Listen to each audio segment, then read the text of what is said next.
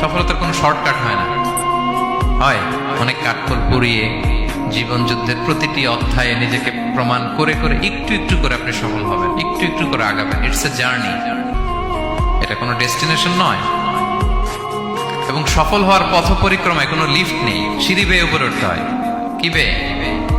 কিন্তু আমরা সফল হতে চাই কিভাবে? ডাইরেক্ট 100 তলায় তো আমি সফল, উপরে সবার উপরে আমি, এইভাবে চাই সফলতাটা। সবার উপরে উঠে যাব, গোল্ড মেডেল গলায় পরাই দিবে, আমরা সাকসেসফুল না।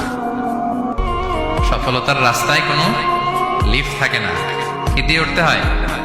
সিঁড়ি বেয়ে ঘাম জড়িয়ে উঠতে হয়। দেখেন, শুধু আলোর মুখ দেখার জন্য মায়ের পেটে আমাদের কত সময় লাগছে বলেন তো? জাস্ট একটু লাইট, হ্যাঁ, 9 মাস 10 মাস সময় লাগছে শুধু একটু আলো দেখবো আমরা। একটু আলোর মুখ দেখার জন্য আমার লাগছে 9 মাস। আর এখানে আমরা শর্টকাট খুঁজি, খালি কি খুঁজি? সফলতার কোনো শর্টকাট নেই। অল্প এফোর্টে যারা সফল হতে চায় এরা কোনোদিন সফল হয় না। ইউসুফ আলাইহিস সালামের জীবনীটা একটু খেয়াল করেন, একটু একটু করে তিনি সামনের দিকে গিয়েছেন এবং সবশেষে ইজিপ্টের ফিনান্স মিনিস্টার হয়েছে।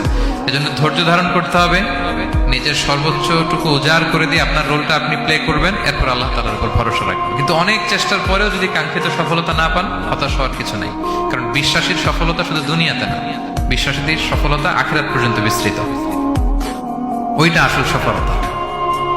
ফামান যুহজিহা আনিন নারি ওয়া উদখিলাল জান্নাতা ফাকাদ ফাজ। যে জাহান্নাম